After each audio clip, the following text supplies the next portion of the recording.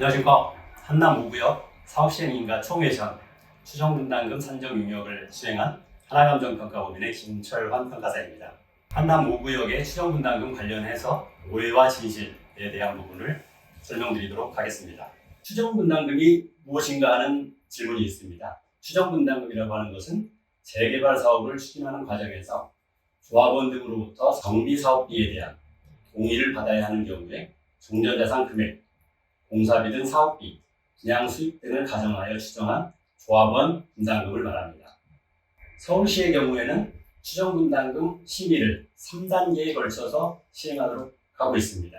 첫 번째 단계는 조합 설립 동의서 받기 전, 두 번째는 사업 시행인가 총회 전, 세 번째는 조합원 분양 신청 전 3단계에 걸쳐서 하도록 하고 있는데요. 우리 조합은 이번에 두 번째 단계인 사업 시행인가 총회 전에 용산구청으로부터 심의를 받은 것입니다. 추정분담금 심의 자료는 어떻게 작성하는지 궁금해하시는데요. 추정분담금 결과는 각 단계별로 조합원 동의를 받기 위해 작성한 일성 참고 자료일 뿐이고 어떠한 법적 효력도 없으니 굳이 따를 필요가 없으며 변경 가능합니다. 향후 진행될 관리처분 계획에도 전혀 영향을 주지 않습니다. 추정분담금 심의 자료의 내용처럼 조합원들에게 소형 평형을 강제로 배정하고 중개형 평형을 일반 분양하는지 궁금해하시는 조합원님들이 있습니다. 추정분담금 심의자료상 평형별 조합원 배정, 세대수 및 분양가는 서울시 심의자료 작성 기준에 따라 작성한 참고자료일 뿐이고 조합원 평형 배정은 사업 시행인가 후에 조합원들로부터 분양 신청을 받아 결정하므로 조합원의 분양 신청과 다르게 조합원에게 소형 평형을 강제로 배정하지 않습니다. 우리 구역 아파트 건립 예정 세대수는 건축 심의 기준 총 2,592세대이며 30평형대 이상이 1,527세대, 25평형이 494세대, 20평형 이하가 571세대로 구성되어 있습니다. 조합원 평형 배정에 대해서 설명을 드리겠습니다. 사업 시행인가 이후에 조합원들로부터 분양 신청을 받아 서울시 조례가 정한 내용대로 권리가액 수준에 따라 희망 평형을 배정하게 됩니다. 서울시 조례 제38조 1항에서 규정하고 있습니다. 만약 조합원 모두가 30평형대 이상을 신청한다면 30평형대 이상 건립세대수 1,527세대 전부를 분양하게 됩니다. 일부 조합원에게 20평 이하를 강제 배정한다는 질문이 있습니다. 이는 전혀 근거 없는 허위 주장이며 조합원의 평형 배정은 조합원의 분양 신청을 토대로 희망 평형을 배정하는 것이 원칙입니다. 이러한 부분은 서울시 조례 제38조 1항에 규정하고 있습니다. 조합원 스스로가 소형 평형을 분양 신청하지 않는 한 소형 평형을 강제 배정하지 않습니다. 분할 다세대 소유자는 어떤 기준으로 평형 배정하는지 질문하시고 있습니다. 분할 다세대는 소유 건축물의 주거 전용 면적이 60제곱미터 이하인 경우 신축 60제곱미터, 즉 25평형대 이하를 배정하는 것이 원칙이며 분양 신청 결과 30평형대 이상의 자녀분이 분할 다세대 소유자 중 30평형대 이상의 분양 신청자가 있을 경우에 권리가액 다액순에 의거 자녀분 내에서 30평형대 이상을 배정하게 됩니다. 이 경우 자녀분을 배정하게 되므로 동층호가 불리하게 될 수는 있습니다. 단, 분할 다세대의 주거 전용 면적이 60제곱미터를 초과하는 경우에는 위 내용과 관계없이 희망 평형을 배정하게 됩니다. 이는 서울시 조례 부칙 제26조 2항에 규정하고 있습니다. 조합원 분양가와 일반 분양가는 어떻게 결정됩니까? 조합원 분양가는 사업 시행인가 이후에 용산구청장이 선정해준 감정평가사 2인이 감정평가한 금액으로 결정이 됩니다. 일반 분양가는 조합원 분양가를 참고하여 관리처분 계획으로 가결정하고 추후 실제로 분양할 당시 용산구청의 분양가 상한제, 분양가 심의를 받아 최종 확정하게 됩니다. 용산구는 투기과열지구로서 분양가 상한제 대상 지역이기 때문에 조합원 분양가와 일반 분양가의 차이를 크게 하고 일반 분양 수입을 극대화하기 위해서는 후분양 방식을 적극 검토할 필요가 있는 것으로 판단이 됩니다.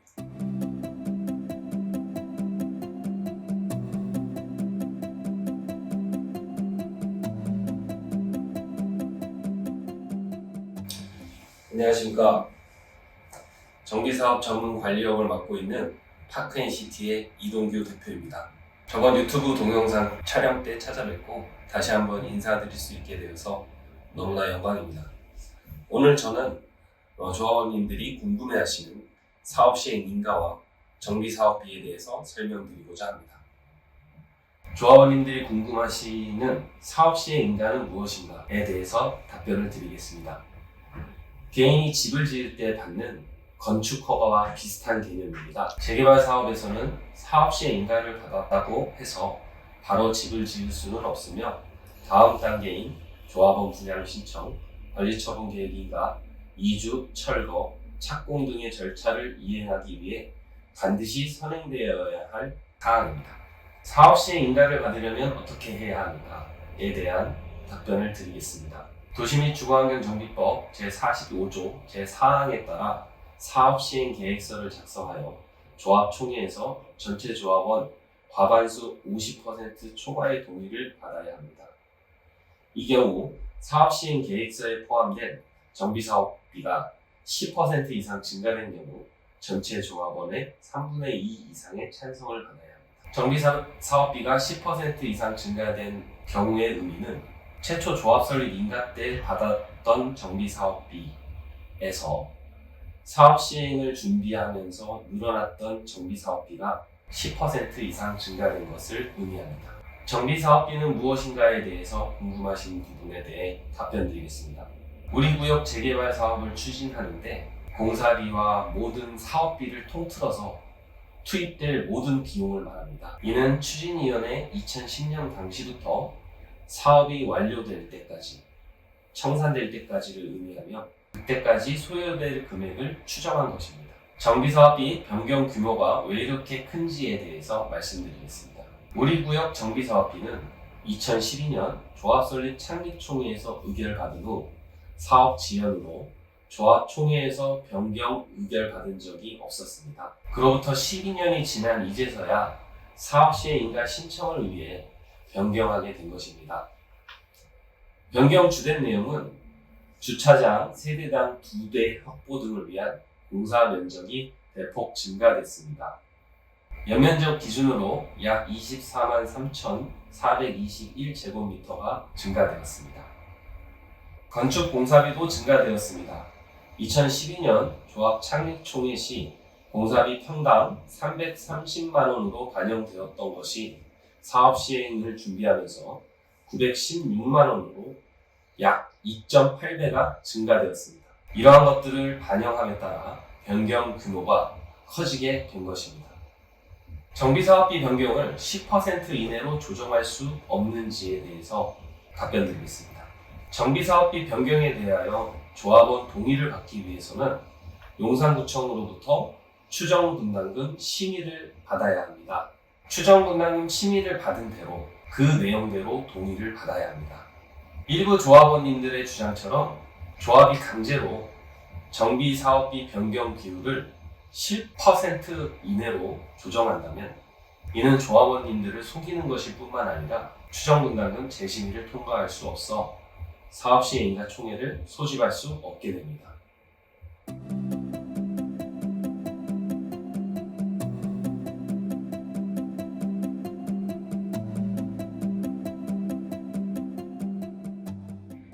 안녕하십니까.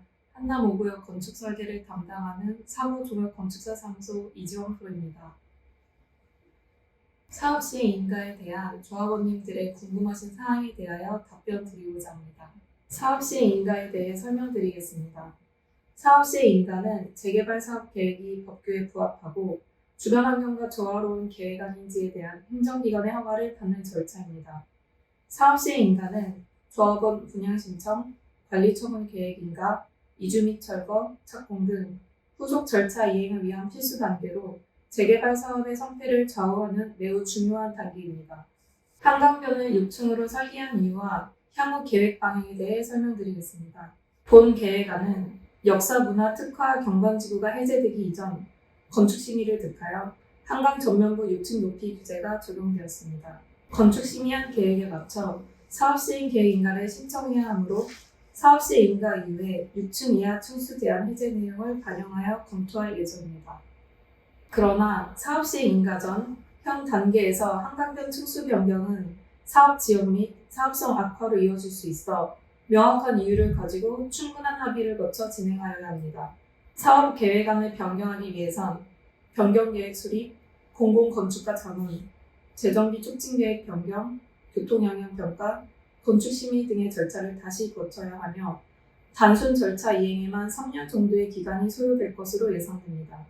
특히 본 사업은 특별건축구역 내 건축물로 경미한 변경에도 건축심의를 다시 받아야 하는 점을 감안하면 4개월이란 짧은 기간 안에 사업계획 변경을 완료하는 것은 현실적으로 어려울 것으로 생각됩니다. 또한 인가 이후 계획안 변경 시에도 한남 재정비 촉진계획 변경 지침에 따른 조망 기준 및 부감 기준, 블럭별 최고 층수 기준을 준수하여야 하고 후면부 아파트의 한강 조망권 최대 확보를 위한 종합적인 검토를 거쳐 계획을 수립하여야 합니다. 조속한 사업 추진을 위해 사업 일정을 최소화하는 범위 내에서 진행 절차에 따라 변경 내용을 반영할 예정임을 알려드립니다. 이상으로 끝까지 경청해 주셔서 감사합니다.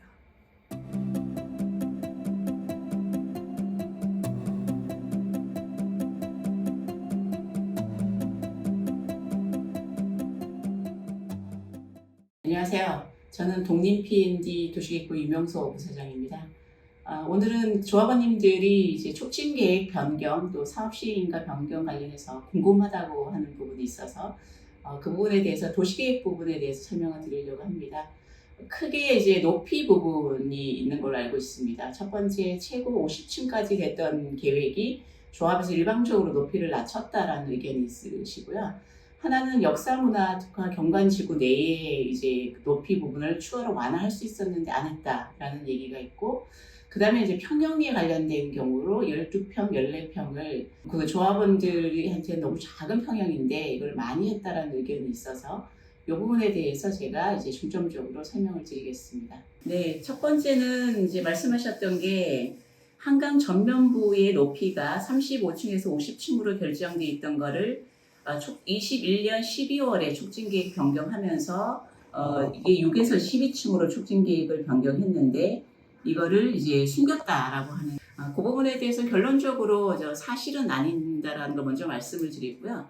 한남지구 재정비 촉진지구의 높이 부분에 대해서는 이제 2009년도에 서울시에서 최초 결정했을 부분에 대해서는 저희 대상지로 따지게 되면 낮은 층수는 4층, 높은 층수는 50층까지도 계획이 됐었습니다. 그런데 조합에 조금 관심 있는 분들이라면 다 아시고 계셨겠지만 박원순 시장 때 그 한남 재정비 촉진지구에 대한 전면 재검토 지시를 한 사항이 있고요.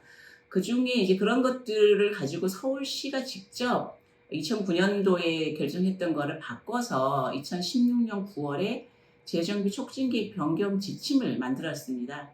그 지침은 저희 한남 5구역뿐만 아니라 2구역, 3구역, 4구역 모두 다 적용을 하게 되었고요. 그 모두 반영을 해서 현재 사업이 추진 중에 있습니다. 기본적으로 높이 부분에 대해서는 이제 최고 준주거 지역이 50층까지 갈 수 있다라고 계획이 됐었는데 변경 지침에 보면은 한강변에는 준주거 지역이라도 12층 이하, 그 다음에 높은 최고 층수가 23층 이하로 계획이 변경이 되어 있고, 네, 옥산고등학교 쪽은 10층까지도 높이가 낮춰서 계획이 되어 있습니다. 그래서 이거를 반영해서 2021년 12월 16일에 재정비 촉진계획 결정 고시가 된 사항이고요. 이 부분에 대해서는 조합원에서 숨겼다가 아니라 서울시에서 이 지침에 맞지 않으면 아예 계획 변경을 추진해주지 않았고 또 심의위원회 심의를 통해서 난 사항이기 때문에 이건 숨겼다는 것은 사실이 아닌 거여서 조합원님들이 그렇게 이해를 하시면 좋으실 것 같습니다. 두 번째는 역사문화 특화 경관지구에 대해서 공람공고를 이제 해제된 거를 공람공고를 확인하고도 6층으로 계획을 수립을 하고 또 이를 감췄다라는 의견이 있으신 걸로 알고 있습니다. 촉진계획 변경 결정 고시 이후에 절차가 이제 교통영향 평가, 건축계획 심의를 진행을 했고요. 그때까지만 해도 역사문화 경관지구에 대한 이제 해제 내용은 없었다가 저희가 건축 심의를 접수한 이후 3개월이 지난 이후에 서울시가 역사문화 특화 경관지구에 대한 열람 공고를 진행을 했습니다. 그런데 만약에 이제 이 열람 공고를 진행했는데 타구역처럼 저희가 만약에 기다리고 해제가 될 때까지 건축 심의에 대한 진행을 안 했다라고 하게 되면 어떤 문제가 발생이 됐냐면 역사문화경관지구에 대한 열람 공고가 있는 이후에 1년이 지나서 폐지가 됐습니다.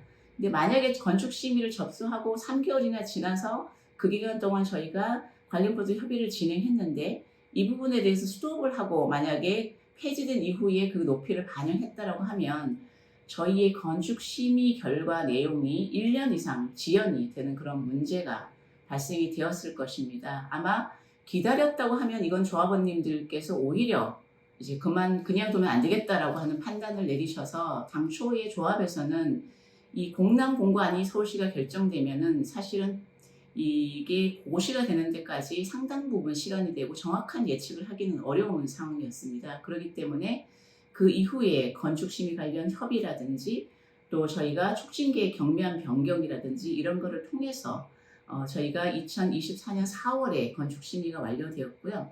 완료되고 이후에도 저희가 이제 한 3개월 지난 후에 폐지가 된 상황이니까 이 부분에 대해서는 조합이 숨겼다 아니면 반영을 안 했다가 아니라 사업 진행을 빨리 하기 위해서 이 부분을 진행을 했다라고 보시면 될 것 같고요.